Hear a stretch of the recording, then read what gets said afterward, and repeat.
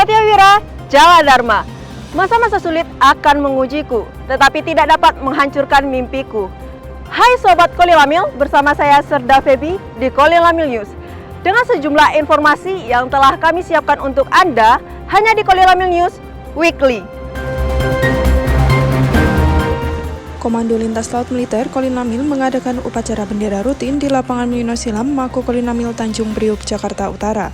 Dengan Komandan POM dan POM Kolilamil Letkol Laut PMJR Nairboru sebagai inspektur upacara.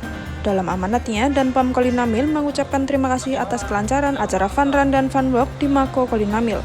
Beliau juga mengapresiasi semangat, dedikasi, loyalitas, dan militansi seluruh anggota Kolilamil dalam melaksanakan tugas. Dan POM Kolilamil menyampaikan keprihatinannya atas peningkatan pelanggaran disiplin dan pidana, terutama penyalahgunaan narkotika dan judi online oleh anggota Kolilamil. Anggota yang terlibat dalam penyalahgunaan narkotika terancam hukuman berat termasuk pemecatan. Sedangkan anggota yang terlibat judi online akan menghadapi ancaman 10 tahun penjara dan kemungkinan pemecatan di dinas. Panglima Komando Lintas Laut Militer Laksda TNI Hudiarto Krisna Utomo menghadiri kegiatan Focus Group Discussion FGD Integrated Maritime Surveillance System IMSS yang dibuka oleh Kepala Staf Angkatan Laut Kasal Laksamana TNI Dr. Muhammad Ali. Tema FGD adalah optimalisasi Integrated Maritime Surveillance System IMSS untuk mendukung Network Centric Warfare NCW. Acara berlangsung di Auditorium Denma Mabesal, Jakarta Timur, dan dihadiri oleh pejabat utama Mabes TNI, Mabesal, serta jajaran Koarmada melalui Vikon. Dalam amanatnya, Kasal menekankan pentingnya pertahanan kuat bagi Indonesia sebagai prasyarat kesejahteraan bangsa. Beliau berharap FGD ini menghasilkan ide dan saran untuk meningkatkan fungsi dan kemampuan IMSS sehingga dapat mendukung tugas-tugas TNI Angkatan Laut dengan optimal. Sinergitas antara elemen menjadi kunci dalam mengelola maritim yang efektif. Komandan Denma Mako Kolilamil Kolonel Laut Pelaut Joko Setiono menghadiri rapat koordinasi Forum Pelabuhan Sehat Tanjung Priok. Rapat ini dipimpin oleh Kepala Kantor KSOP Utama Tanjung Priok, Bapak M. Takwim Masaku, di VIP Room KSOP Utama Tanjung Priok, Jakarta Utara.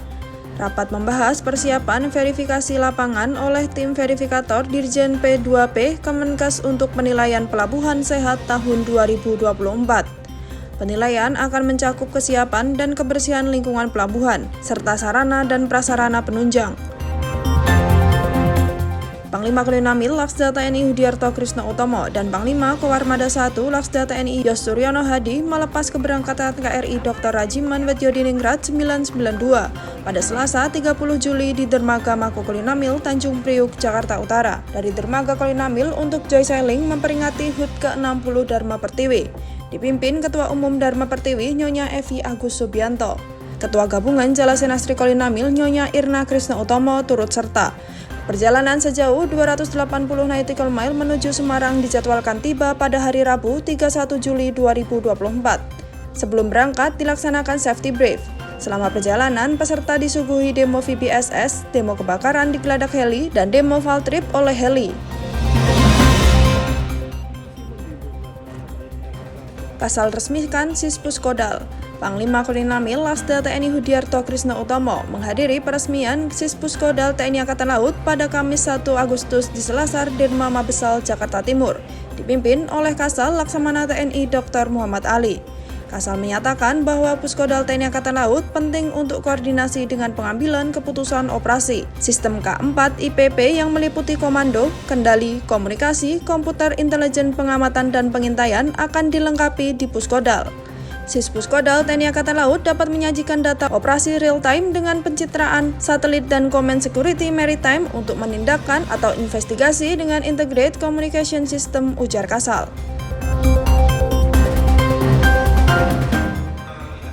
Perwira Kolilamil ikuti pembekalan pengambilan keputusan militer Kepala Staf Kolilamil Laksma TNI Muhammad Riza membuka pembegalan proses pengambilan keputusan militer PPKM OMP pada Kamis 1 Agustus di Mako Kolilamil Tanjung Priok, Jakarta Utara.